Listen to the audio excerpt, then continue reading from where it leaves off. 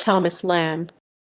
Thomas Lambe, also spelt Lamb, died 1672, was the leader of one of the early Baptist churches of Christ in England, and an influential figure both in terms of practice and belief.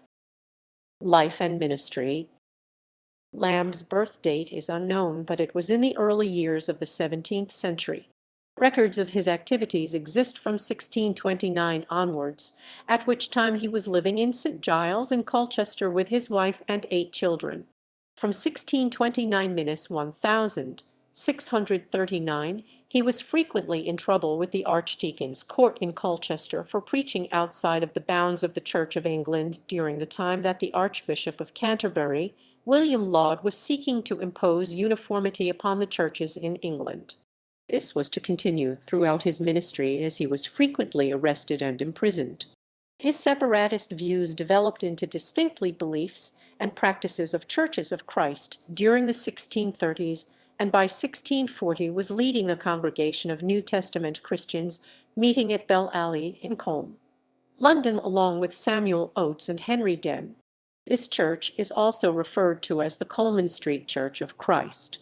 He was soon arrested and imprisoned for 4 months, and was released on bail 25 June 1640, with the injunction not to preach, baptize, or frequent any conventicle.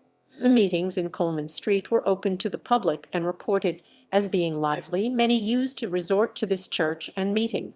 The house, yards full, especially young youths and women. This church was successful, and was described in 1647 by Robert Bailey in a tract against such churches as Mr. Lamb's sick congregation, the greatest, as they say, and most fruitful of all their societies without comparison. He travelled extensively across England preaching, baptizing, and planting churches, for example in Gloucestershire. Writings. Lambe published a number of important books, including Fountain of Free Grace Opened and a Treatise on Particular Predestination 1642, in which he appears to believe that Christ died for everyone rather than like the particular Baptists, who believed that Christ died for the elect. His ministry had a number of other distinctive features in comparison with some other 17th-century separatist leaders: freedom for women to partake of the Lord's Supper in his meetings open to the public, support for the Levellers, and his ironical approach to the authorities and some of his fellow brethren.